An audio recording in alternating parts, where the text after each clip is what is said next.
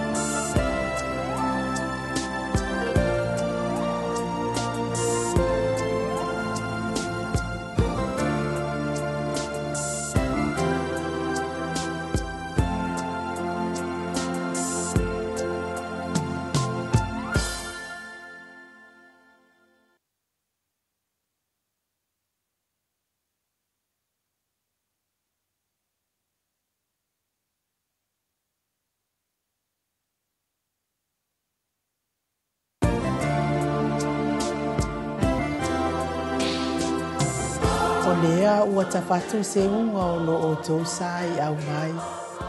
Ma ua malu le whau i o tau whaiva manaia. Ua longo fo i le pua lilo lo o tau ta whanua. Ma ua muto toto fo i lo suni ula. O lea ua tala fo i lawa o lau penga tala maa. Ua e fo lau fo i lo ba pipi. Ma ua e alo i lo fo e leifi.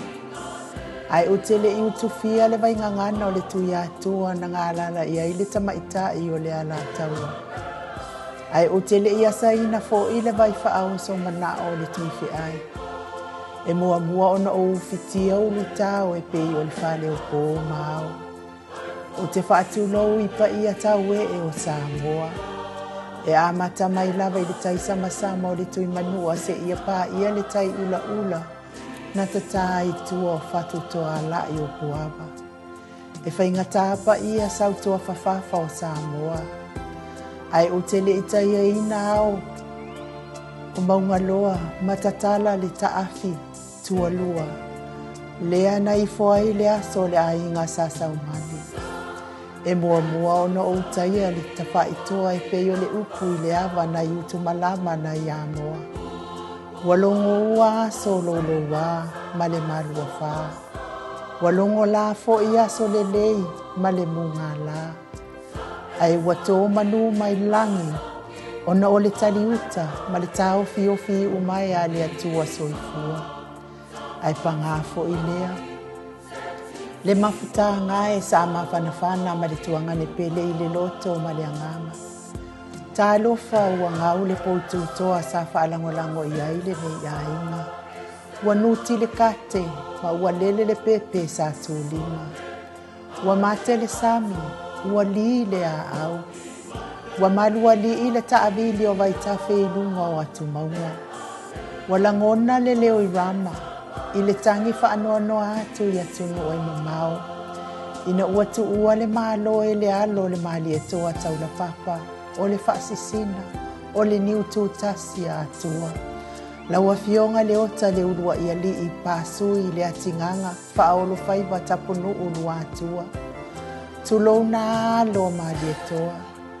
Tulou nā le tau fio le ota. Tulou nā le usoli. Tulou nā le mosu na whalewha i le ota. Tulou nā e iao mausoli. Tulou nā oe sa le utongi poe. Tulou na oe le fale aunga ma le 5 matua o fale upolu. Tulou na suafa, tulou na molio o le to o le fua ma le ainga sa molio o. Tulou na oe le va au fonoti o le malu o la longa fuafua ma maunga. Tulou na le ailawa, tulou na le afio ainga i tolu. Ala la tai le mamalu ya lua atua o le aito tangata. O le mamalu lava lea i le fale tolu lua atua malona ngā utala. Whaapea le mamalu ya te oe le si ufanua. Susu le tapa au whaasisina le tama ainga. Susu le ainga sa maali e toa. Susu papali i male ati papali i. Susu le usuali i. Susu le alo le maali e toa. Susu toa. O le mamalu lava lea i le matua i a mango. Alala tai oe le lua si ufanua. Tulona tua to matolo va masale murianga. Tulona la wafionga le ala itafea. Tulona le ainga sa amitua na i Yesusua le saba inaya. Afifio ali i o vai pai pai. Tulona sa la ulu masuafa. Fatoa fe male no ufaingata. Ua maali liu toa, ua mauna wai a upenga o le taua. Watu ua le malo isi o tuanga ne pele. O le ti a kono le ekalesia e whakasa i sala i lua savai. I le tae ao le aso saa iwa o mati. Ma ua mapu atu i a ao le atua ma i whaingata o ngase sa whianga ia i le soifua matua. Whaaftai tele i le atua. I le tele o ngā luenga le lei sa whaia. Mo le tātou ainga. Ai mai se o lau tautua i le ngaruenga le atua. Aluia o e tua ngane pele. Le o ta le urua ia li i taponu ulu atua. Ai o muli atu. Tafi malala o malanga. Maua sauno foanga i le malo le atua. Alofa anga i le mawai. Ai o ainu u i li nganoa taua mai le litia. Le tapa au faasina ia to le afua ma le whanau i sini au se talia.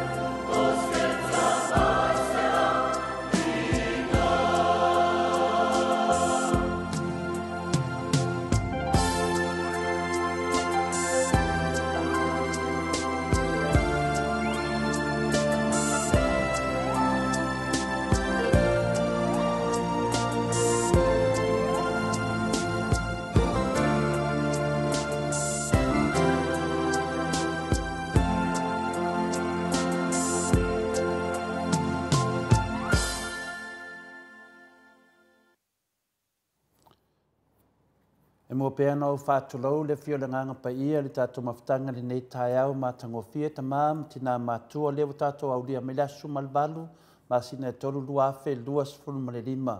Lea tātou te sisi le fu o le manu malo le sofa mamalu o le atua le tamā le alo ma le anganga pa ia. O te whātalo whātu le pa ia maulunga leo whaingorenga tutofi le atua so se whata whaitaulanga i sunga i whawhengainga o au wharupenga i mese foi le lupe whaalele le tala le leine ne tae au maroso i fua malo fulangi mama. Le pe ia maulunga le fio le au mamano le tato malo ina na fionga le tuia anga tumli whano vale toa sola o vi mana masiofo. Papia fole a fio le pe ia ainga malato tama o tama foi malato ainga. Le sa whainga le pito i luma sa moa i atu mumpule i tu au malato ainga le tai ma le va au fonti. Le whangaloina fo tato malo mai Amerika sa moa le fio i lau fionga le kovansili ma lau masiofo le maota lea i lunga ma le maota i lalo ali ma tamaitai o senate po le senatoa le mamalu lava lea ia sua ma le vai whanua fofo mai tulangi sa ole ma sale au mua ma le lau niu na sai lua le afio whaatui ma la au na mutasi to o whale ula ma upu ia te ole motu sa ta alofa lava sa moa le aso nei le aso sumalvalu ma sina e toru lua fe lua sumalima le wo o maritato savalinga ele na to whaafonga mai i se tasi foi alofa anga le fionga te maitai al mota ia ainu ha ilinga noa sa whainaya lo whapena na suatu ma fio atu te maitai al mota le tato pokalame i Samoa ia wafo ia siona tuangani pele pe na lausi le fia i te memorialo whaanga ie wa mani liu ia mesi fo ie ro whaanoa noa le nganga fia ma le nganga whaaftai lo tato maua pele vanoa tato te whaatasi ia ma le nganga pa ia le atua tato te whaasoa i pea ia tawia ni ratu le whainga malanga le tama ia watu ni whale tonu lava o ia tato maua le fia mesi fo i le tina me no faalo fa meise le tua ratu dungo le moto sa mo vi ingo le tua e fa pena foi tato talo foi mo ai ila na fainga malanga ia mo foi ele toa awa foi ya so finga ta fa penei tato foi ia fa pena foi tato tapu ia tu nei sini Australia so si vaanga le neke lope o le ngale na le tato maftanga tamama tina tato te fe o ai ya so fainga ta lea wa uma na mamori le whaaftai, mo veni whaatu ni matu le paia lasi o le tātou atunuu, ia la tātou a mata le tātou pokalame, e se vihi inga o le tua, ia so so atuai ma se upu whale nganga, a wapena masani e le whaafonga anga o ta mama tina, whaaftai fu e le nei tu la, Mike, se vihi inga o le tua whamale mole.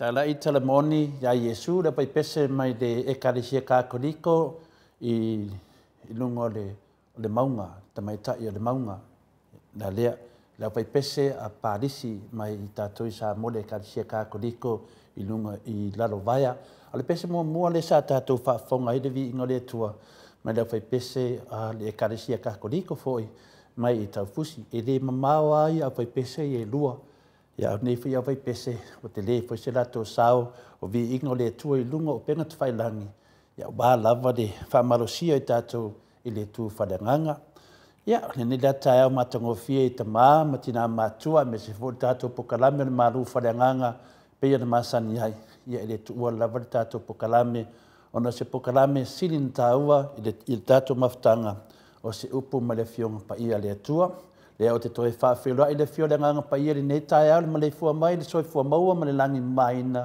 ia te o tau le alo whatu noa ma le manuia ma le atua lo tātou tama a toa ma le li o Yesu Keriso lo tātou o li o lo tātou whaola. O le tātou tusi whaitau la ma le nei tae au ma wai se ta iala mo i tātou mo mai le tusi o whata oto sifu ma le ono whaitau ina le whaipulua se fulu whaangata mai le lua sifu ma tolu whaafonga o le au whaitau ina. O le ua whautauta i se mea, e maua ia le mea le lei, o le whautauta fo i le alii, a mu ia o ia. O le ua poto le loto, e taua ia o le ma whau, o le sua maria fo i o lau ngutu, e tupu ai pea lo na poto. O le puna, o le ona, le poto i le waiai, a le awa atu o e valea, o le valea la valea. O le loto, o le ua poto, e poto ailu na ngutu. E whaapopoi nai fo i le poto i ona lau ngutu. Pamanuia le atua i le whangaina o na nā whionga pa ia. I le tātou whai po luas furu, o le a whailea mata i ala o le tātou whaasoa tamā.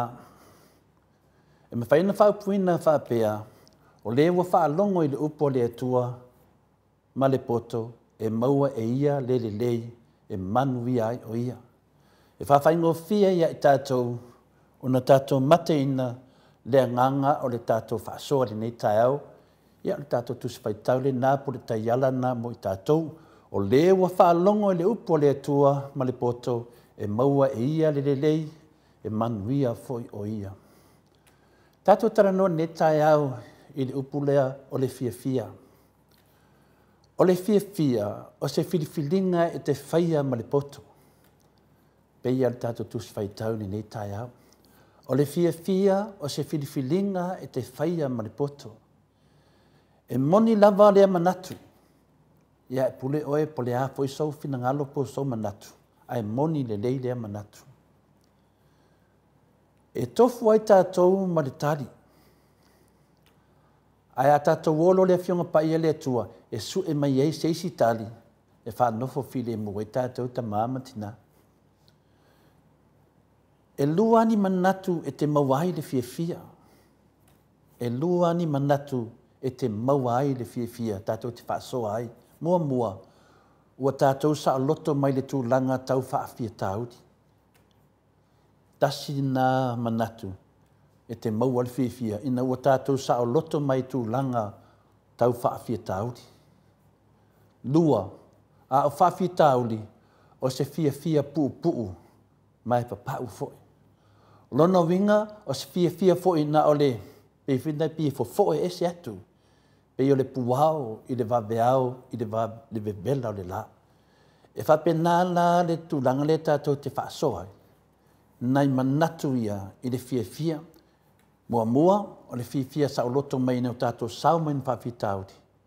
A o whawhi tāuli foi, se fia puu e maua mai ai.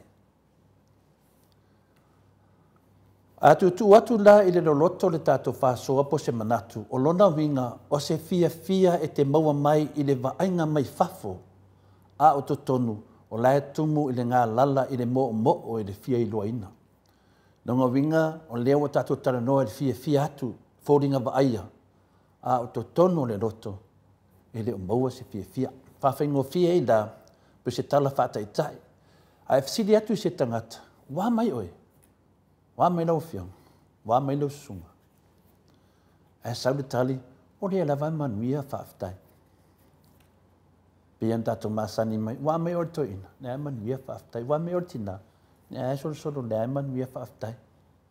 A o tono le loto, o lo tumu i le fia.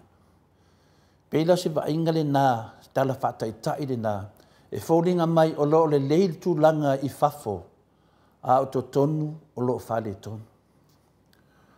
O lea la le fia e te tauna tātou sa ilia. E pia mai nei ka mai edu. Lea te ola fia vina le whafōringa, e te leo fia te tonu. E te tau o na tātou sa ilia, le tu inga fia, ka ua fia tu mau. Fia le adu ese moe. Na sau le fesiti, o haia mea o fia tu mau. O fia tu mau e te maua i le oli i to tonu o lou loto ma le file mu. E se la fia venare le tātou te whafōringa. E se fia le nau le tātou whaasoa ne tai au i a tātou mauaina o le fia tu mau. E maua lea i le oli i to tonu o lou loto ma maua i le file mu. O le toinga fia tu mau le nā po lea lava le mea whaingatā ma le tīngā ma whawhitauli ma vesinga le nio langa. A whaifoi o mai foi taimi whaingatā ai wā tili au na whaateleina lau fia. Le mea nā tau le fia tu mau. Wā o mani mea o le malanga le mariu ma le oti. Whaleanga ina oi. Po lava mea lo tutupu lewe besi solo ai tātou. Whai mai o ha umana mea a wā tili ena whaatele ina lau fia tu mau. Le fia le nā le tātou te tama whai ei. Ia umar tātou whaasoa ta māmatina wa nofo te tonu ia i tātou nei tai au. O i toa inga fia lea, le nā lea na walawina i tātou i Yesu i lana whaamuia, wa nao lea tūwa e sau wait fia le nā. Mana ia lea nganga o Yesu mo i tātou nei tai au. Ua nao Yesu lava e mawai le tari o le fia tu mau. E le se mea whaingo fia na e mawaina. Nao Yesu lava e te mawai le file mu. E te mawai le fia tu mau. Lea tātou te whaasoa ai. Whanong fwoi lari tātou tūs whaitau. O lewa whaalongo e le upo le tua, ma le poto, e maua e ia le lei, e manu ia o ia. Nem whansa se le fionga pa ia le atua.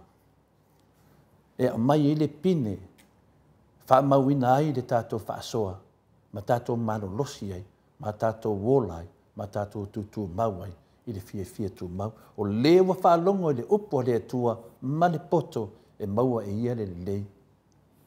Ma manu ia ai o ia. O le tu ainga fia tu mau le nā, e uina tinga ai o tātou wanganga, ai lema whai na whaalawa lea veina ai leo o mai, o lo tātou manuia. Tu sa a tupulo mei e tātou, o whamonianga ia. Nea le vevesi mai whea, e le a vea ma mea, o le a whaalawa lea veina ai, lau fia tu mau. Nonga winga wai ate oile li. O se fia e nofo lo loto i te tonu i ai tātou, na te whaatumulia ina i tātou i le fia, e tu salawa po le ale teimi whaanoa noa e o mai. Pei whalan ni tae au, amataina tātou pokalame, le walofa, tamai tae mauta e in usi ono tua ngane, ya leo tolo lo yali, wa amia le tua. Ai wa o ina i tātou, i tātou maua le fia tu mau, po le ha lava na whaanoa noa, e le whaalawa le vea ina ai, tātou, le fia mai Yesu. Whātu mawina i tātou i le fia tu mau. Amu ia le tangata wa ia o ina le mea lilo o le whaamalea ina lea so se mea i o mai leo langa. Nonga winga e lava tā pena le rei i le fia lea. Amu ia oe. A e maua lea toinga fia. Ona e whaaso atu ni le nā mea lilo. Whaaso atu mo isi. Ia lato maua se whala e au. Nonga winga, a whaiwa ia te oe le fia tu mau, ia tu whaatu. I isi o lo lato fia maua se whala e au. Ia al tato whaaso ana ta maa, ma tinare nei tae au le whangia le atua. Whaapea na whaamana malima ina atiri. Ia wafo i le tato tapua inga, ma le tato sabalinga o le ala o le whaamoe moe. Pio na tato tamawhai ei, a wale a mio tonu, ma nui aiso tato atunu pele o Samoa. I le tātou pokalame. Whaftai, Mike, sivi inga le tua, whangasoro tātou pokalame pio na masani ai.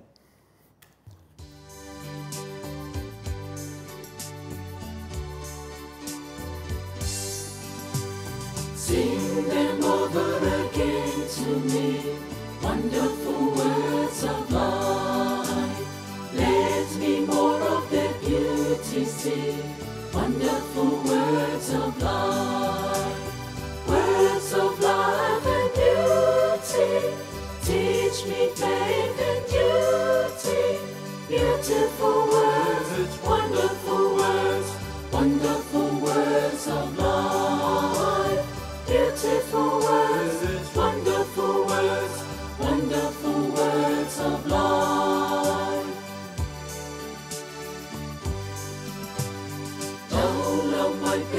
Te imato, upulele e ona, e fia atilia, I upulele e ona, upumalie I loto, e mawai le ona, upulele, upumalie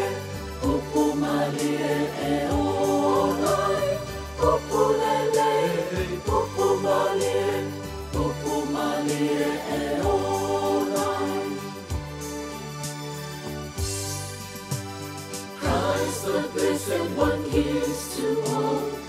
wonderful words of life. Sing the list to the loving call, wonderful words of life. Oh, so freely given, wooing us to heaven. Beautiful words, wonderful words, wonderful words of life. Beautiful words, wonderful words, wonderful words of life.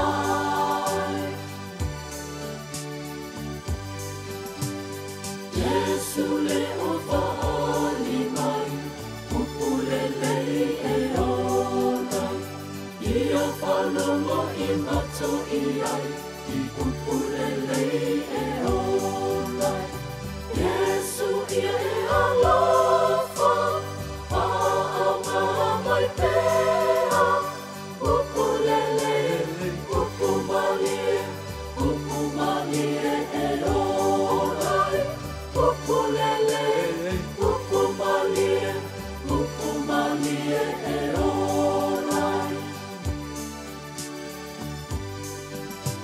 Sweetly echo the gospel call, wonderful words of life. Offer pardon and peace to all, wonderful words of life. Jesus, only Savior, sanctified forever. Beautiful words, wonderful words, wonderful words of life. Beautiful words, wonderful words, wonderful words of life. Jesus, only Savior, sanctified forever. Beautiful words, wonderful words, wonderful words of life. Beautiful words, wonderful words, wonderful words of life.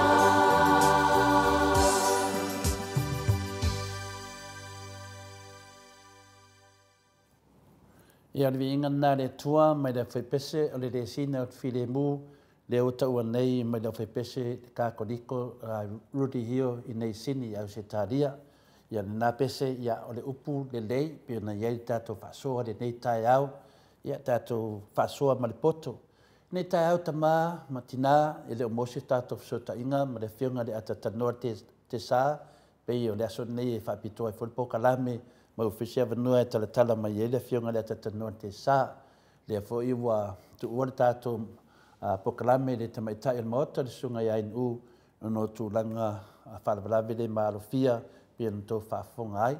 Le fo I le aso le nafi ia na taunu umai ai ia le afe tā la mai le whiunga le lominga mai Amerika ia e mai lana mea alofa le aso le nafi e lima se lau tā la mo le tamaitai al maota le sunga ia in u ia ma le afe tā la ia o nisi ana tusi whaapopo o le tātou lulu, whaftai tele lava I lau whiunga le lominga mai Amerika, ia lewa umana na whoina I le aso sā nei, I leo te atu, ia I le tātou sifuru afe, lima se malfita la I tātou tusi e se lau, mai tusi na se lau lo a fia ai, le tusi se fulu le whiunga le lominga, ia se tasi au auna le tātou pokalame mai Amerika.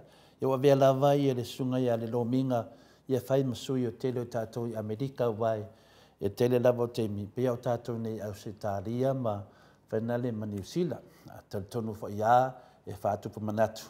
Langa e le na o tātou ia le HRPP, tua tele fo le HRPP, ia alo no nofo I Amerika, ia mese whai Hawaii, papina fo inso tai mai ai le whiunga ia lilo, mai awa foto manu, ia malwhantua ia baby threatened. Lo whapenan au aunga mai ai, I lai tua lo langi ala tātou pokalame, e batu ai le tātou whasosoani, I le tātou vaenga whawhai o le HIVP. Nei tai au le to te sila mai o le te ufuina le ofu lan moana. Le ofu lea, le saulo tonga lea tātou te nau ai, I to e whafo I Samoa, I le whealo whani pia na masani ai, ma le tūlanga manuia sa iai. Whaftai tele no minga, no ngō winga la atu e adu, fori tātou wa lele neva I aso, lo winga wato e lele fo ile no minga, isia ana tusi e se furu. Mo ele afe tā la, ia whamawina o nisi o tūlanga, ia e taunuu mai loa le tamaitai mota ina lau atu lea onu mela o tatou tusi aau le ona le faamaumauina lava seleni ia mafa'ao'o atu i petesa ia le tatou taumawhaiga e mo'i lava le tatou lūlū a o le gaga le totonu lenei lūlū e te lē sona agaga fesoasoani pei foi o le tatou mea lē fai e tatou te talatalanoa fa'alogologo fo'i ai i whamatalaga lo sa ia e le whapea tatou te tu māmaina tatou tamawhaifina le talilaga e ai fo ia i si whainga wha le lalolangi nei wha ki Apollo ia e una manu malo ai tala se na wha se ina le tatou sabalinga e leo le anganga la whapea tatou te tau i masui atu i ai latou a le anganga i mawhai ai on tatou whaia whaninga venga matango fie lalolangi o tatou whiola o le tatou fina wina o tala sao ia matala le lei, tala mio tonu, matala i atu le fina ngalo pa ia le atua. E hala i nei meo pokalame. I le whapefo i o lungo to tonu fina leo whare sā, e le pule la ai la unga i le tātou whaifi au. Le hei e te taunga ngata i na, i whafo atu whare sā, le mau ai le tātou wawanoa, tātou nei, i le tātou pokalame la, tātou te whaasoa pea, ma le upo le li, ma le anganga pa ia le atua. Susulu atu.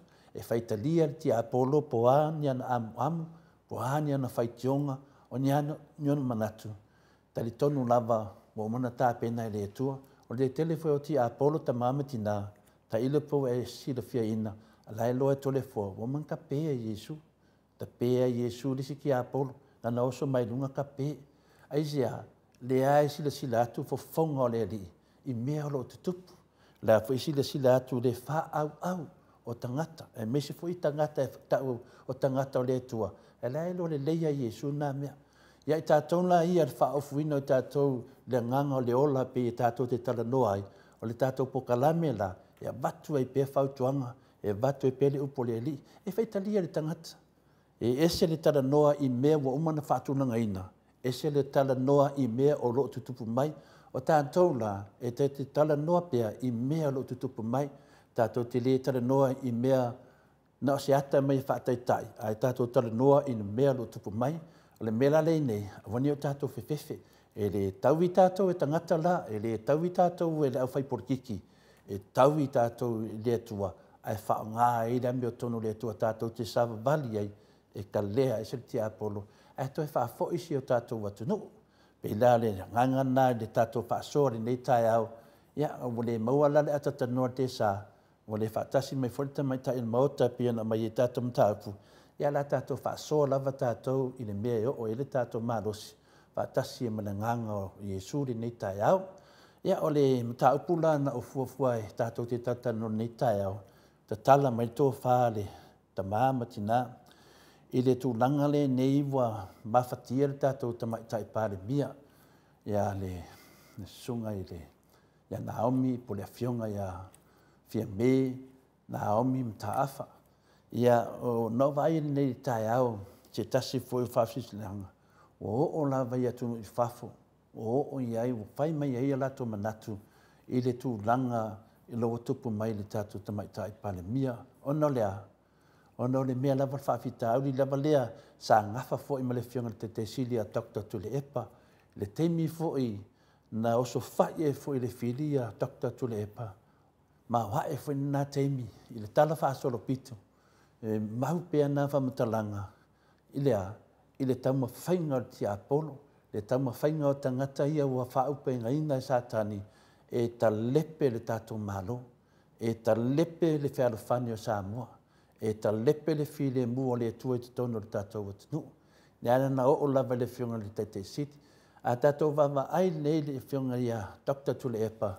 o I le tātou te maua mai ai se vaenga tele le tātou whaasoa nei tai au pe a tiro le leila wale tō ina lea le al me lea tū lai mai ai o lo tū lai mai ai le fia tū mau o a whaingata o a vesinga o a tau whaleanga o a me uma tātou te ai pe ia Dr. Tule Epa po le ta mafu I le tātou vaenga whaafai fo ia fo I wa whaasua whaina tātou o le Taitei City e ni se whaapela to mawhauwhaunga whina ne nao Yesu te siri moni ma whamaone.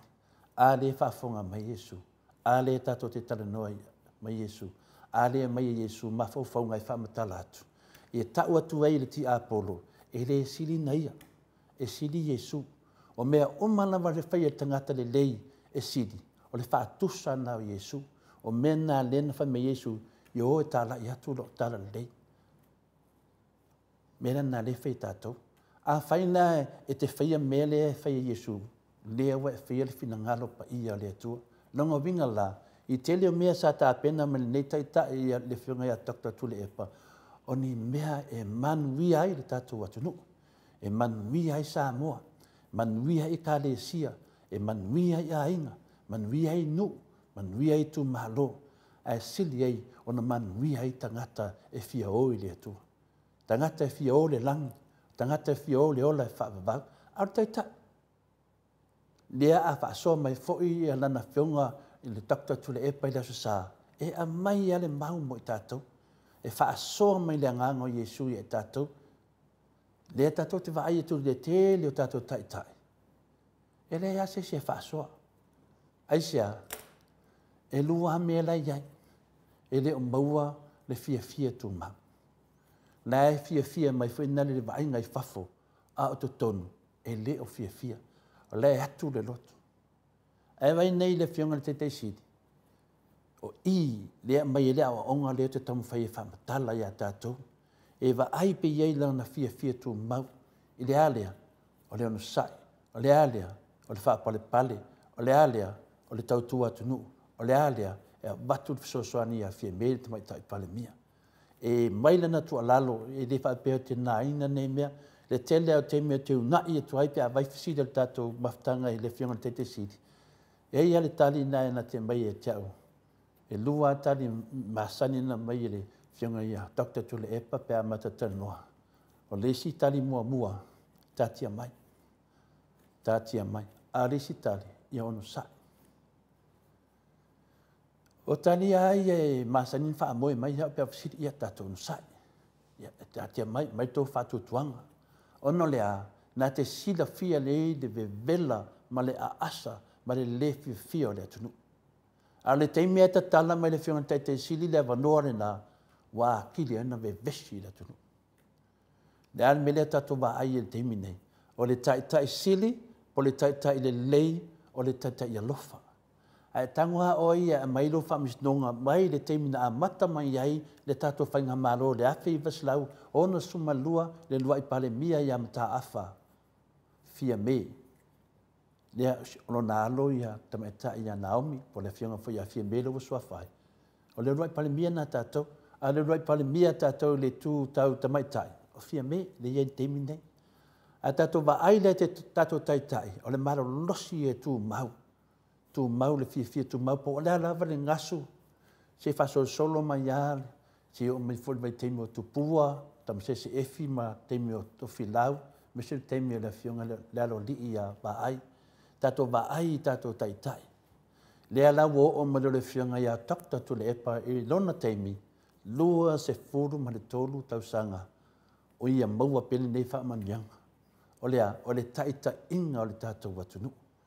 Mai le fast food tausanga o i tonu to ina i te tonu, ai mese unga lua i te tonu al malo, wha mai a ina le nā teimi, e se tū langa pangatia. Lea la wo o ma teimi nei, i le saula o mela leo le whaaleanga ina o Dr. Tule Epa ma whaaleanga.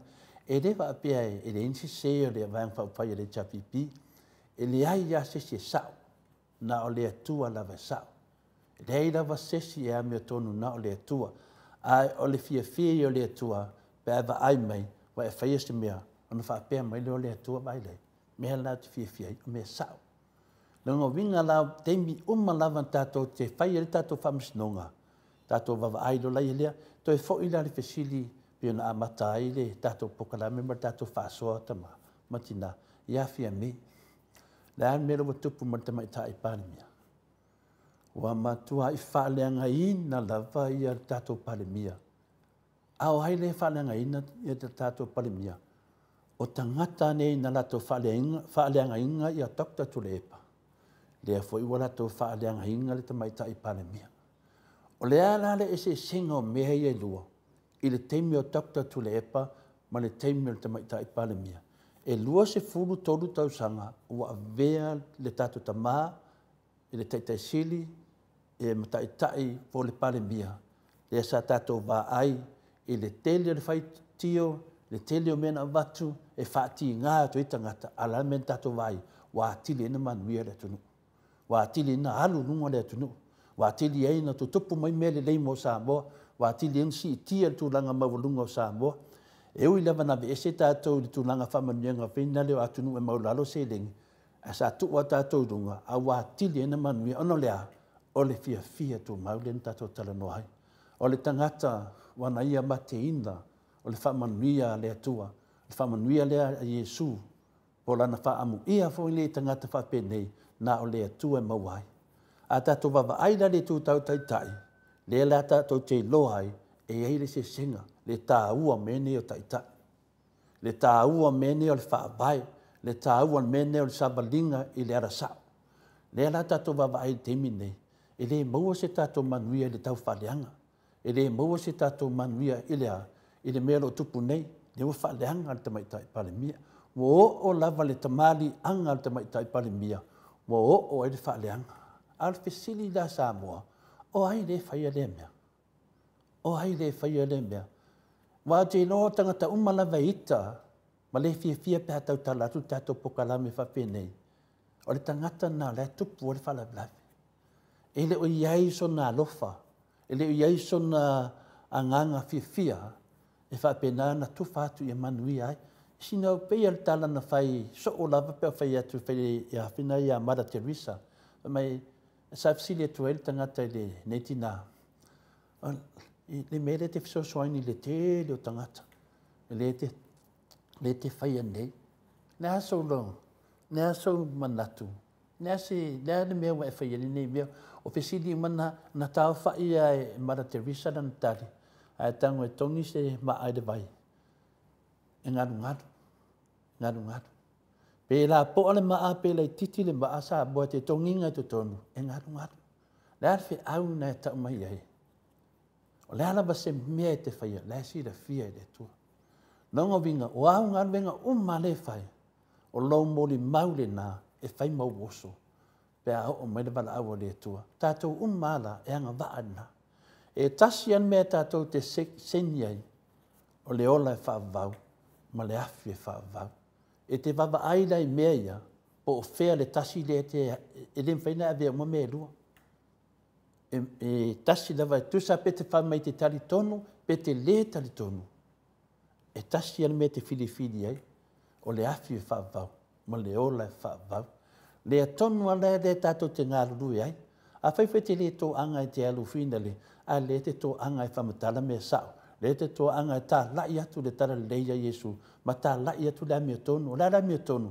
lea e vevesi nei tatou e tinā faalogo atu lisi tagata a lae fai maia o lagolo anko la o lagolo anti la o lagolo uso la o lagolo leai tatou tutuluga mo Iesu Wai le se fea o e lo tina po lo tamā, po lo anti, po lo ango, ia po lo uso, e le se fea o e sefe o e Iesu. E sefe o e le anganga pa ia, e whapenana moli mawina o e. Le an tau tino lava Iesu, whaupungana, a e tau tau, ia hau lumo tangata, o te tau tau foi o e lo tamā. Longa vinga, o hau mali poki ke whaia mo Iesu, e li poki fo Iesu nunga, Nau winga na a whaia un me leanga umai te whaia. Tālo o whai. Ua whaura lai lo talaanga i le hawhi e whaavau. E awa nai whapea i tātou te tuai whea. Ai tātou malamalama. I tātou malamalama le lei. O le whesili la, o ai la tangata e whaia neimea. Ia, whaingo whian tātou lori tari. O le tari. O tangata ia na la tō whaia mea ia takta tuli epa. O tangata foi na lewa la to faia mea ia i le tātou palemia te mai tai ia fia me. O le se senga na o tai tai e tō lua. I le tātou wawa ai whan mawau whau. Ia tokta tule epa o lo iai le fia tu mau. Le fia le nā o lo tam whaile nei tai tai. E wha asa fu atu ia Samoa. Ia o le a, o le fi nau. E ti ngāna wha alongo atu i le tau wha leanga mai. E whaia. Whaia mea le lei mo le atunu. Lea ua moli mawina me o manui al tatou atunu. Le tala whātaitai ai le tele o tau whaleanga ina o mana atu le epa e sui le tu e halu e fōu le tā vale Samoa. Ia te le ni tā vale watu mo tātou. Nā whai teimi, le edmana malama mai tātou wina whananau i le awhi ono se lau, a whiwa se lau ono se fulu, a whiwa se lau fitu se fulu, tātou ia o le baru se fulu. Le mana malama mai mea na. Tu watu lai i a tātou ia li mana malama le ngā mea. O la tau la nā leo mai ele ki a polo e whasese. Lea la tātou fuafua nā le se senga o whiwhia tu mau. Lea la tau mawhai tātou e toi whaafo i e seo tātou watunu. Toi whaafo i sā moa watasi. Lea tātou whanongolongo ni tai tai o le e kāresia kā koriko. O le toi i se tasi. Lea e pepese mai tātou wha mai o le whaatutua le tua sā moa watasi. E whai mai le tai tai le kāresia. Au na le tua, wa whauwina le tua, e tau tala mana le fefe, e sau noam feta lai i lana upu moni. Leo sau noa mai Yesu, e le ai se tasi, au al whaase ina ai tātou. Lea lau tātou lo lei, o lea la wa whaile sau ninga le tia Apollo i tātou tamaita i pāle mia. O lea la se tātou me whai, wa leo tātou lo le lei, o lo wai atu la epa, le fia tu mau. Ai ale tātou taitai. Tamaita i whale mea. Ia e le maua i a tātou, nā o lea tua e maua ai. Mō mia le tātou ta talo. O wā a whapea, le ale tū langa i ai.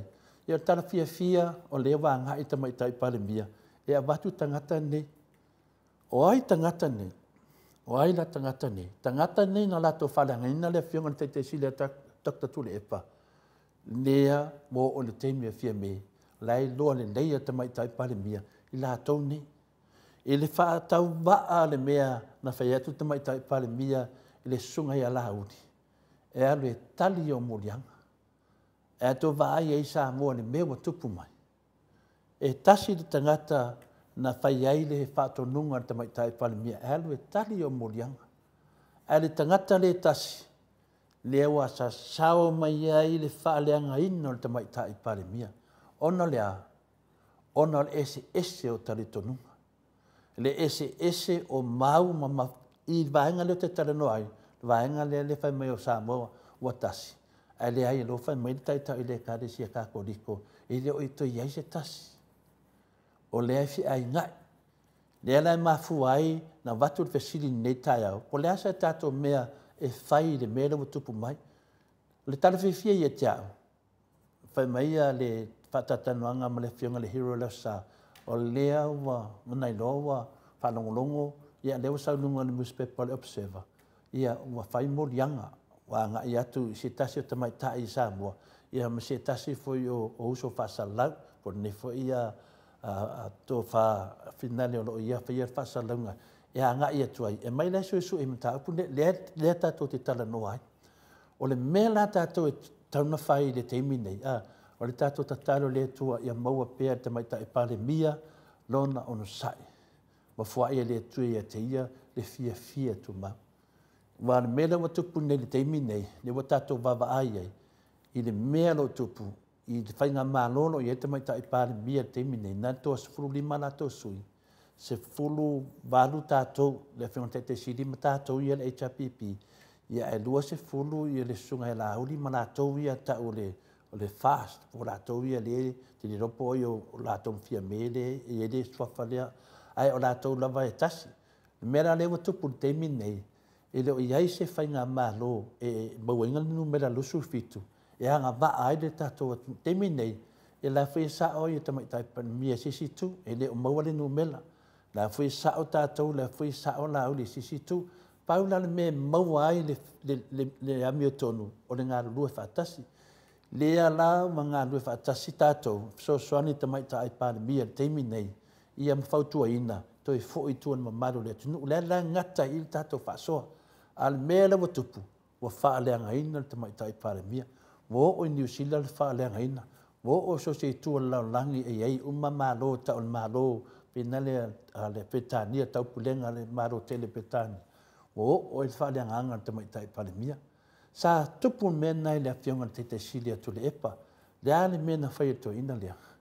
Sau lunga tātou pokalame, a whia mai takta tu le epa, tali uma pesidi na o vei o fanua o ana fale me uma ina fa matala sa tali uma le fiona te siti le ala me mo tupu mai ai o ma te mine wa pepe atu le fiti le ala wo so ma le fili tu uia takta tu le epa wa la wo loa la to te le ma faina fa to ila loina takta tu le epa la ngalai ai le fie tu mau le fie tu mau la ai le tua la ai le nga pa ia la ai Yesu e loa le ai Yesu ia takta tu le epa e tau tala mai ma fofonga mai ma mai le upo le tua ia i tatou e te me fai ana fa tatanuanga ni mea li whalongo wai tō te leo whaiwhiau.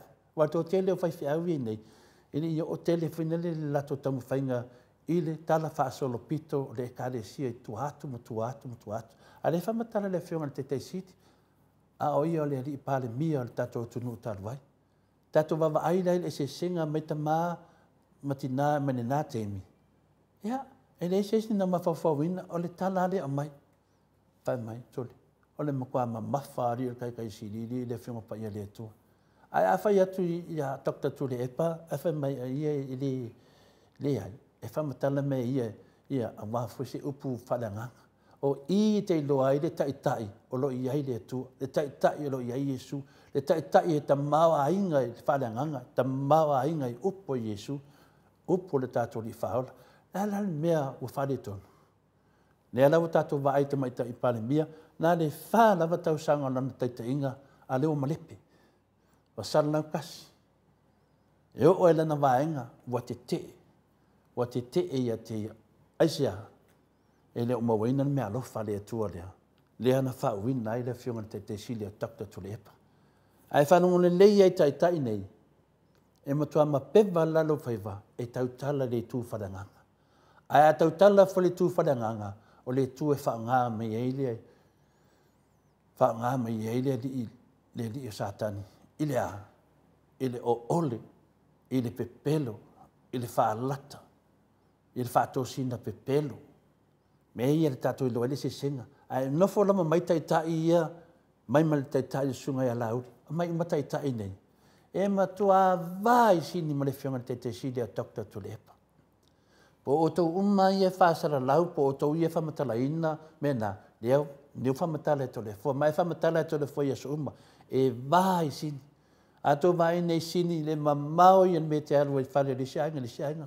E le whatusu lia sisi a ona tua te lea o sini. E mamau ale vā o tō uma takta tu le epa.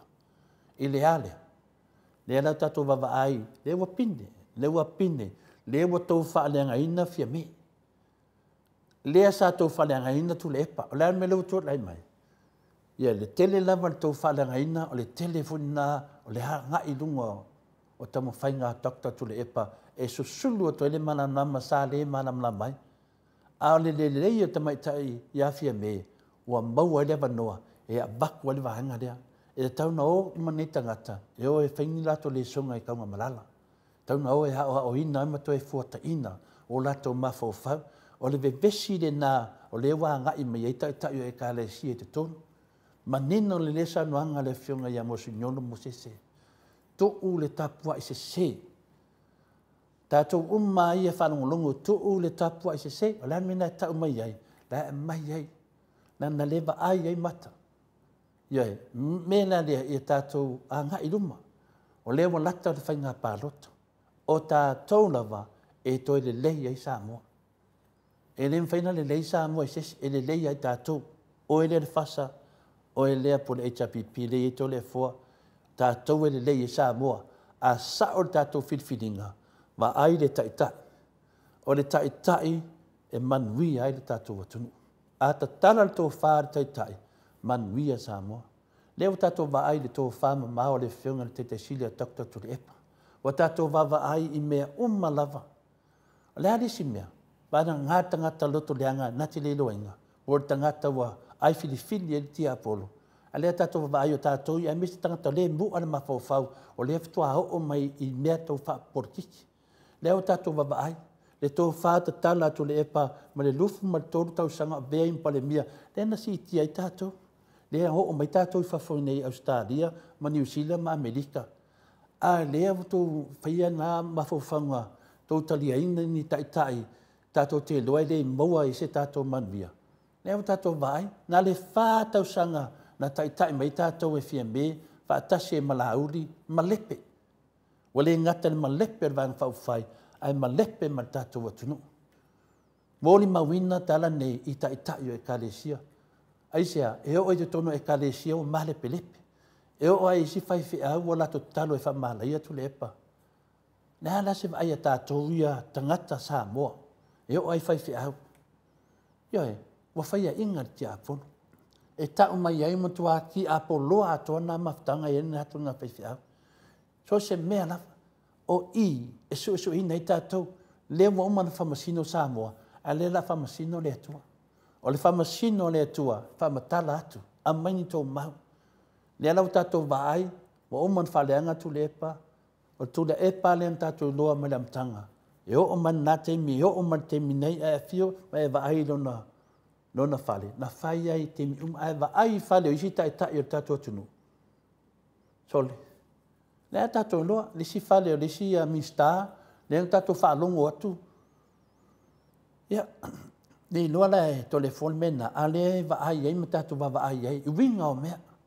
Tātou vaai foi la nai i whina le i taitai o le whasa. Ai vaai ai oka, lisi pā, dungo lisi pā, tā vale o pisinisi. Le halo vaai ta mamatina, i le se senga o taitai. Le taitai, saunoa batu le epa, i le siana saunoanga, na o saua i te tonu e le se mea, o te toe fo i e le se mea. Taitai ia le muli, e muli polo inga o le fionga pa ia le atua, e muli ta iala o le fionga pa ia le atua, e mo o mia sa moa taitai whapena. E le mo mia tātou taitai whai pisinisi, la ngai whai e pisinisi mo ia lava, malana whanau, malana ainga. Pisinisi nā le whai le fionga pa ia le atua, ea, e aki e monga. Tupena. Ai a tātou woe wa aise taitai, e moni le alofa ia Samoa. E me whaaria. Wa whaafia na ave tu le epa i le whamisinonga, e tau su e se ila. Le na i ua na whai e le unga le whamisinonga, a le ale tani. Le ale tani na mai le whamisinonga. Tau tala sao atu le epa, o le whainga mālo le e nei, o le whainga mālo, soli whaavae, soli tulafono. Le ale tani le whamisinonga, e le se whasalanga. Ai se ame le se whasalanga, wa a whasala na pisiri lea, i lea, whaasala i lea. Le whai mai lato, le atu i tulafono, a ara mea tonu. A le na whatsau al whai lea whina le whamasino pālangi, whaasao le li unga. Pau lava le mea e whai e le whamasino. Le tato wa aisa whai e le whamasino siti. Lea na whai mai e le whamasino pālangi le pili le tali lea.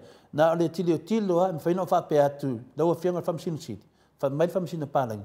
Na o lau tilo le tu tamatau, tilo le tu anga vale, tilo le whaavae, whai lo whai unga.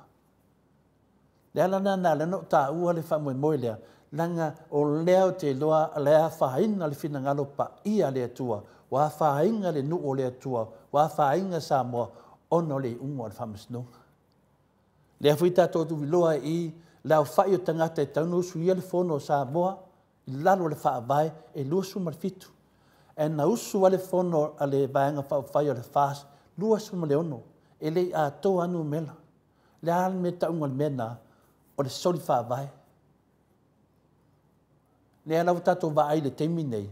Lea lau le maua le rinu mela e fia me, le maua tātou nu mela le maua lauri. Lea lau taunga le mena, i le teimi nei. E tau whai se uma, tau whai sao uma. Ai a whai do lea mea tono le atua, e ta tauna to e foi, e whai le whanota. A oai ta tauna whai le mena, o le hao le tātou malo. E tofu tangata malana, na mai le atua, e taita ina i Samoa. Nā me lewa tupu nei, whainga venga le whionga te sili a tokta tu le epa, a watu na mauluma, wa ta taun whamawai fia me, wa taun whata ape. Nā me lewa tupu mai, ia le mena lewa tupu mai le teimi nei, le au tato wa ai le teimi nei, i ele tangata lai ape i ele upo le li, wa ta taun na whaisi fufuanga. Ia, o le tu umi, le au tato wa ai, ua vevesi le tatou atunuu. Le ua amata i New Zealand. Le ua amata na vaai le tia Apollo, ua maua lana vanoa. Ona lea, ona ua leva na watu fautuanga. Ia la nofo le sia tatou taitai. La nofo le ao le tatou malo. O la ia le malo si anga, ua whaina le te maitai palemia. Lea, nonga winga mea o mane, e fisiri ngia pere no manai. Ia i la tau lo te ina le tatou atunuu. Lea la tatou vavaai i le mea tele ale tupu le teimi nei. Lea ua whaaleanga le te maitai palemia. O te whaftai a fia me, ma tatou tatatalo mo fia me, ia maualo no sai. E whaatino ai umanga ruenga nei. Aisia, a wao ngā ruenga nei, ngā ruenga e te tau ana whai. Lea lau tatou vavaai le teimi nei le te maitai palemia ia fia me. Ia lewa whaila na lisi vahenga lea. O lea fwena ia fola ina lava ia lauri, alu e talia molianga. Ia, o le toe tā lava e manui ai le tau mawhainga le te maitai palemia ia fia me. O te leo temi. O te tua whai tio lava ono mene, o te tau tala i pēle tātou pokalame. A o le whare anganga o fia me, sā te. E moli maua mea uma tātou te whaia, o le tū lafono e wha sā. E o sau tau tala le tamari anga le te maitai palemia, e wha sā le tū lafono. O le ngā luenga tātou, o le wha malama o le atunu. O le abatu o tala le atunu. A i wifununga tū lafono, o mea i e whaatanga tū lafono. Ia malama sa moa i mea uma i tupu le alana mea tau whasalau. Le ala tātou te whinau, e whaamama tu mea sa o le tupu. A e o isi tangata whasalau tala pepelo. Le ala wo o le whareanganga te maitai palemia. Le wo o whai. Ai whaafitai lava fia me te maitai palemia. Wa tawhana na whinangalo, a watu pea. Leo tātou te manatua le tala le na tupu i asana masina ma wālasi. Na tupu waili me whapena i le tōrua wālasi. Ina o watu le whina le fionga ia wālasi, po le fionga ia soa e malelangi. Ia, nawa tātou loa ia tui atua whina le whātulo. Tātou loa le me na tupu wai. Baua muli fuai tangata nei. Le na matua le ili sua foresi, le si nuu le tāwhia fia se le atu nuu malai la. Sa whala la ai tangata nei. Ono lea, lato mena whai. Whape nāwhuni me leo te tali tolu. O lea whai le fionga te maitai palemia. A batu uma tangata nei. A batu uma sue. O i e loa ai tangata tā pena e whasara lau. Ma tangata tā pena. E le i tā pena e whasara lau. E la o e whaleanga. Lea lau te vai atu ia uso au whasara lau ia. Tato te o uma. Tato te whinau. Lea sa whai le nei whaleanga na ia lara pule. Sa matua tau leanga ina lavala ripuri ho i mo meo video me uma fasa lau le tele o tangata wa feita nei au ona o mafua mai tangata nei. Lato faufaunga nei, le ala me lau tupu nei. Masalo ana vavena o nei mea fia me, wal leva na uma whawhitauli, wasa tupu i ala ripuri. O le tato pokala mea nei tala noa mai le hero i ala ripuri, e wha mamnama atu mati te e atu nei tala pelo. Na wai ua whamsnonga. Lewa mauria tangata nei. Toi a seanga mo le masina la solufu ono me. A mata le whamsinonga. O nā la Samoa. Lea tātou te baba ai ei. A he tālo sia. Tālo sia te maitai palemia. Ia lo whangia lea tuala na fionga. I le whawhita au li watu mai. I mea ia watu tupu ia fie me. Na o loa lofa lava te maitai palemia. Tae nafi. Anda sa nafi o whinga renga. Mo mafo whau. Plea se mea mwhaina o fsoswani a fia me. Sa o fsoswani a fia me whamatala i le pio me ia tupu mai. Le pio le vanga i tono le whina le o lana kāpeneta.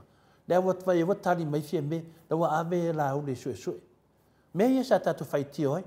Sa tātou whaitio le whāse lau eka mai whina le toa maota whaleariri. Lea sau neri a la au li whamai e le haima se mena na sainia. E leo tala noa atu tātou ni mea ngā sengi. O lea tātou te tala noa atu ni mea tātou whaalongo ai tutuila. O mai ei le whina le suenga e whina le tua olo i a pol prestene fo i le maota maurunga. Nan sue e si uso i a tulaua le fionga i a solia. A mutini. Sa tātou whaalongo mai whaupunga ia. Ai vai le tali le wa mai le sunga i a lauri ai tātou. E le whai atu a sesi a lauri i whanua i a tua maota whale aliri. O le whai atu te whesiri e tali nei o ia mutini. e tali nei tutuila, e tau whaapea mai, e se seva matalanga i whamole mole. Ana wa tali mai, e le whai atua sesi, o le whaavae mato pesiri, i mea ia mai tutuila. E te tau whailana sau le tali, e te te ea, tu ma wha mamnama le atunu. Alo sau tali e wha moe tātou, wha mai le sengia. E o aina wa ai ngā mingi sengi. E lei ama sesi hatu sui sui pinga sing. Se longa wa e sau nunga se me fina whaifam sinonga. Toa mato tali tonu ni na whamatalanga. O mena whapenei, le whai atu tātou wa len whametu tuila. Na mai le tupe mai povi. Tau mai lava e o nei e Australia mai povi. Tau mai lava whai o povi. Ia e sui sui fu. E hero ni povi. O meo sua si o povi. Le o watu o sua o povi. E watu e... Le sa whamatala le e takta afualo le mena e tātou. Mena le watupu nei. Awani e tātou whawai. E le whapea mai tali e la auli e tuai. Le whafonga fia me. A watu tonu a palemene. Le mele na sawele waa mai tutuila. N tātou ilo le nei lava se tasi o minsta. Sa ia tau fia se tasi o tustala me le muspepa le observa. Sa tau fili. Masu e su e po fena te mai e menei. Sa tātou ilo le whamatalanga na sau. Whapea mai o lea whatua whaile pe mika. Lea fwoi sa tātou loa le teimi na toe fo ele waa, ai tali tamai tae palimia. Wa kuai, wa kua o penga mai, o whai atu nga yo inga le loia siri. Wa haru le waa. Mea la lea Samoa, lea wa toe wa ai e nei, o lea la toe whafoi a toa mea me umanei, o le sao fo i lea, o le taita inga fia me, e toe whaama maa mai le whātau sanga, o le mai ngau mo menei, mai te tonu, le tātou te loa o le whai nau mai o i le malawa lele lea. Wha mai o le tupe wālu. Le nau mai whale ia. A le alawa e mo fole ata. O le wā anga i tangata e koreki le kupe. Koreki le kupe. Nai tangata e le o malama lama. E on wha oso tangata e whaaleanga mai tātou. O mea umana pe o le hao le sila o le ri whaola ia Yesu Kiriso ala nganga pa ia. Ai le ma fai on tātou nau matangata nei se longa wa tātou o whaatasi me Yesu. Le whaafonga Yesu i tātou tala. Le whaafonga Yesu i maftianga o Samoa. Le whaafonga Yesu. Lai whiri Yesu tangata e tawina le upo le ri. Le au tātou wawa ai ai. Sea moni whai whi au e tau tala mene. A le tau tala mai tu laua. A le sau no mai le fionga le aki kopo. E le whaapeu whai atu no le ai. Le taitai o le kalisia kākoriko, a le sau noa mai ai. Le antato wawa ai le mena tupu, le si taitai o le kalisia kākoriko, ia musi unlo matailinga, na whai ai le se tala whaatupu. O langa tala whaatupu na whai na tusi atu le epa, e le tusi atu le epa. Le mena tupu, le ato le tonu aso, a to tuli o le mota atu le epa, e whai e li fonga. Nai loa na tātou nāmea, nai loa na sa mua le nāmea. Ane na wha mamnama tu lawa le tātou pokalame, na o le tua e whewhe ai. La mena leo mai e watu tole e fua e watu le whamasinonga i mewa tupu. Na taua e tole fua le mesa. Aisea, o mea i e tau mai ai le tangata. Lea, o tātou wawa ai e le se singa o tangata mai e liupu sa. E le i whai e whina le e watese tusi o le to ina. Ia, le rawa sui mai nei le taitai o le kāre sia leo sau noa mai ema. Ma nino le sau noanga le taitai. Le fionga e mosu niolo mo sese. Ma nino le le. E le ita lai sese. Aisea. Le ai ei mata. Le fai mai tala le fai fiau. O Samoa. O Samoa. Na tau noa e lai alea. Le fai nga tala i Samoa le temi nei. Le ala fai nga tā. Tau tā soi fuanga. Au Samoa e le tau tāwha pēr tantu lai mai le HRPP. La me le tupu temi nei le tātou tunu. Pē whalau so le paua. Ai tu tupu mai pisinisia lau vanga le. Mo hola pisinisia tangata le fast. I whai pule, i lato minsta, wola. A le oi le tunu. E amu ia se whai whi au toa. Tau tala le amia tonu i le mea lo tupu mai. Ana ta tala le toa wha. Ia, te ate le tio foi. Wau te loa la vea uia, o le matua whiita la wau whai au. Pe a tau tala wha pēr tato pokalami. O te lea tau tala lai whai au. A o te tau tala ia wha malosi. So sesi lava. E le wha pēr tato wha moe moe tasi tato pokalami. Tato wanga i uma. e a ngai umma tātou pokalame, whaila wa inga, tu ui mene, nai whai mai le tai le kare se kakoriko. Ku, ai oe whautua tō tangata, whautua vaenga, whautua tō tai. Le whi aula na e o mai le teimi nei, le e tā au ai, o whainga venga tamai tai palemia, whai fia me, whainga venga tamai tai palemia, a mata mai a la uli, ia, marisia o vaenga ia tō lima, tō ono ai lato, a vi ese tamai tai palemia, a mata ina, ele levana vi ese, saulis tamai tai e ia finale ia mulpola ngalosa, o ka oka sanginga sa moa, o ka oka sanginga, fia me fast food tau sanga, le la tawalunga lan tam whainga fast food tau sanga ye fia me te tono al parliament. Ai latu ne tamai tai, ele ye so na tai au, a o whamatalanga e ta lafo ia fia me, tua le tal whenai i ta ngata mafo whau, pe i lai whailon tina po le haso nao ngā. E vai sini tau sanga, matua ma mau fia me, matua ma mau au onanga fia me na whai tono le atunu, wa manuia fo i mea sa whai fia me tono teme tu lai mai. Lai me lawa tupu nei, ta ngata ere i esi tai au, ai atu whapea ta lafo whaupunga, e rea lofa. E rea lofa ia Samoa, e rea lofa le tinao tu au. A watu i masineti nae whaapopo tu ai mo mea le polo kiki leanga. Alfesiri, o hai lai tu o nei mea. Mele na finale tatu whaasoa ta mamatina, e le tu mamaina le wha manam lamaina le mele tupu. Lea mo tatu vai, o le tatalo to le fua, ia tuaia na o maila solo sulo no me. E fia wha longo to le fua, le ha mio tonu o le tua, mai tonu o le whamsinonga. I ro tatu vai le safa o leo leo, wa tau leanga ina leo leo Samoa. Aisia, wha mea maini leo leo mai fafo. A lama na leo mai leo mai fafo, i le temi na whaina i a tātou.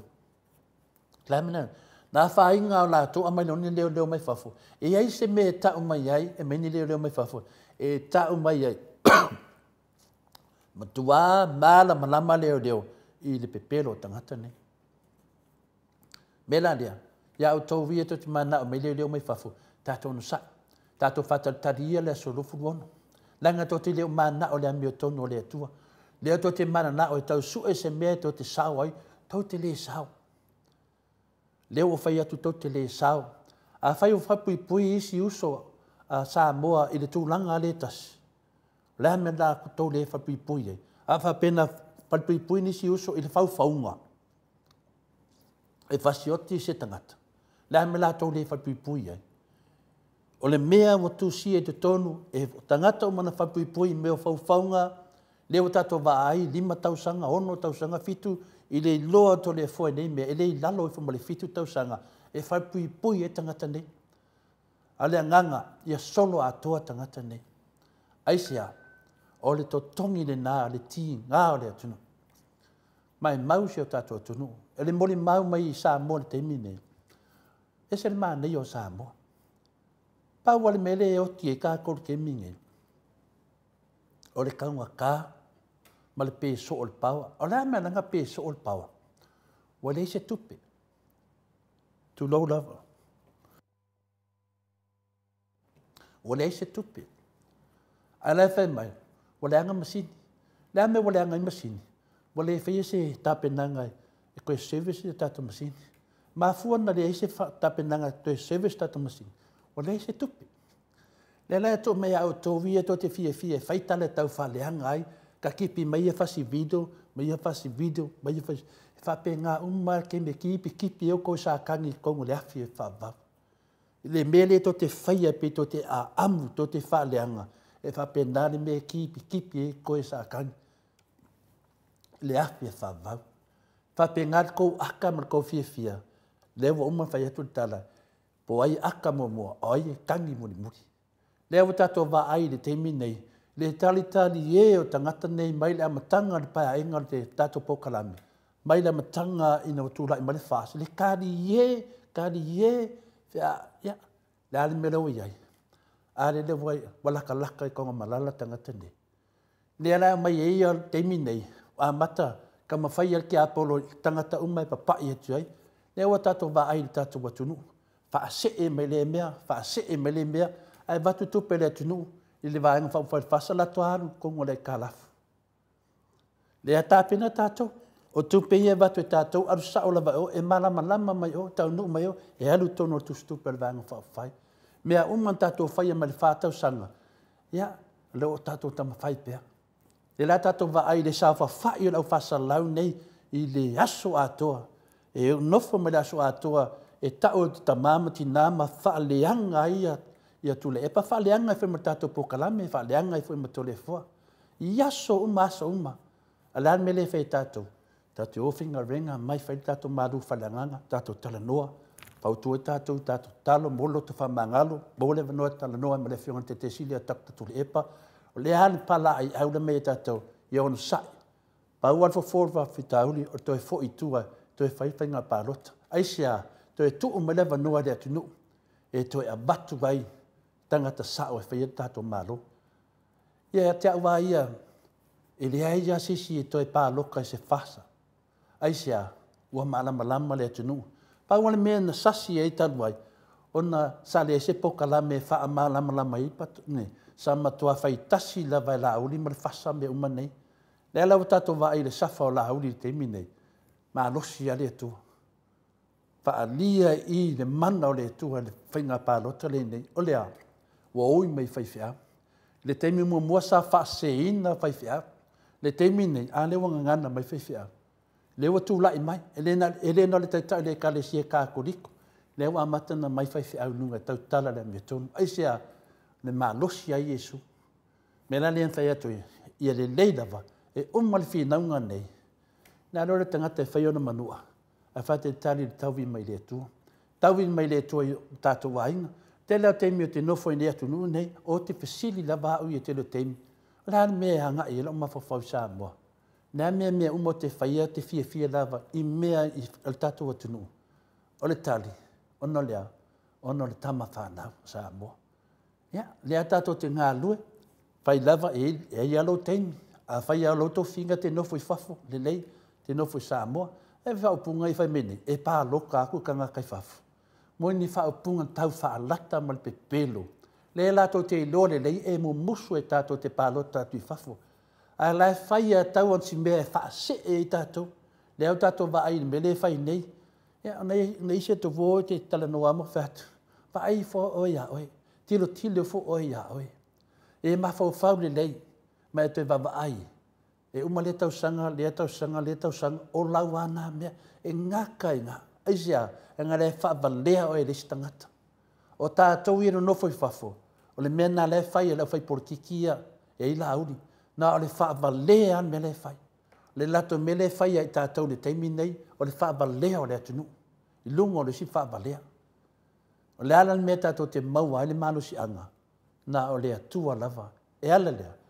E ala lana whiong pa ia malana ta iala. E wha manatu rai e tātou. E to tō te tonu e tātou. I tātou maro losi. Tātou te whina wina e lana mio tonu. I le whainga pārota le lasa le. E whai lau whainga whiliwhilinga. E whai malau loto atoa. E manuia lau ainga I.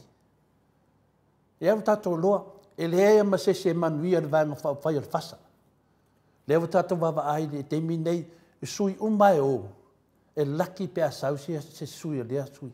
Aisia, matua I malama lama le tunu, nongo winga, leo e su e nisi whakuku nisi pāki a kongo e sao mai ai. Tasi le mawhawhau tangata. A le pāki po le vaenga e iai le whionga te sili a takta tule epa, ua wha mawina mai loa ngā wenga, ma moli mawina ngā wenga, mai loa I o le manuia le tātua tunu. Whawhetai le e tuane neita mālo na loto tele, o lo whapenāna whawau pelo na au nanga. A tonu wa o le tofi le atu le epa, le whau unga le atua I a te ia, tai se o toa tunu pele o Samoa. Le ai se tai o ta vai atu le teimi nei, na le paul melo te le vai atu teimi nei, e fua lo vai. O tai uma le te vai nei, o pisinisia. Te vai ai le minsta le tau te losi minsta. Oka, wola pisinisia o tangata nei. Esta mai teimi na atu e te tonu. Le ala mai ne to e whai le whātua sina pe pelo whina le. Ia le ai. E tu atu ale maoto Samoa e whai atu I aso uma lava. E wha malama le atunu. e le to e sa fanga me ia sa to fa ia mo le tato va ai milionga na polo bo misi ne vaenga ia le fu tato va ai la tala noa mai fa monianga o pengi fiki o tangata matua talo fai nei tangata matutua sa atonu sa sao i na fainga i na aso le ai le fu tu lai mai foi fa na lo fu tu lai mai tama lo makua e fa mala mala le atunu ia a tonu o wala ia sa to fai laso i la tato vai nei pili ana fai fa au fong fetalai la men tupu fong fetalai le lo ave fa msinonga ai a mai nele tali fa msinonga e finale ele paloka e fa au ina fai inga fong fetalai masalo ave foi fia me lo ave nei o fa fitu ina fai inga fong fetalai e longa vinga la ta mai nei o nei fong fetalai fa tau sanga fa fiku mo fai inga longa vinga ele se me lei fa mawina lona swafa ile tala fa solo pito se fonga fetalai wa ave fa fia fa msnonga ai fa inga ta tele fitu sia ta ngoi tono tala fa solo pito tu lang fa pena tu si tala fa solo pito se min sta o le wonga mai me na oi finale fa yana business ne o tato vai business le ale min sta le bola ia e fa tai fa msnonga fa tai leo Faftai de komisina o leo. Faftai loto mau. Faftai de fatu tua ile tua. Faftai loto tele. Faftai le talia le nganga pa ia. Ilea o le fusia leo sio tato tunu. I awane malepe. O lea wa malepe le fasa. Fa le anga le tato wa tunu. Le ali si mele la o mele vanga lea. Ya. A malosi lo talo tama. Malosi lo tapua inga personanga le fionga le afina le taitai le kalisi ka koliko. Fasa ko kapua se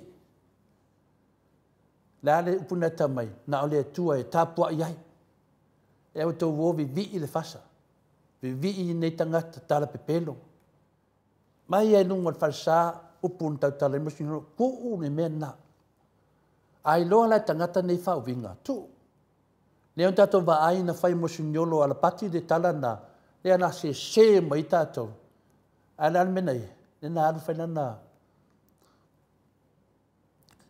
me finga le pulo le konga lana me leo e to fa matala tar sao ia mena na tupu te fa longa tu lai tangata ni o fa matala pulo le tonga fai le fonga aisia ile te leo mena ia faia se ya leo tato va ai tai e to le loto fa matala ia tato va i fa matala ta fia fa longa tu ia se si tai ese mai mal tai le karesia ka ko diko tai tala me sa ta u le tunu ta u tangata ese sen mena te tapua ia o ese tangata sa o saur fa lunga le karesia ngaka fa lunga le karesia aki ko po ta u mai ia Australia ta u mai tangata Australia tangata lo ia Australia ta u mai lunga le video ta u mai lunga pen sala lau solo ta u mai ai to le tapua se le fasa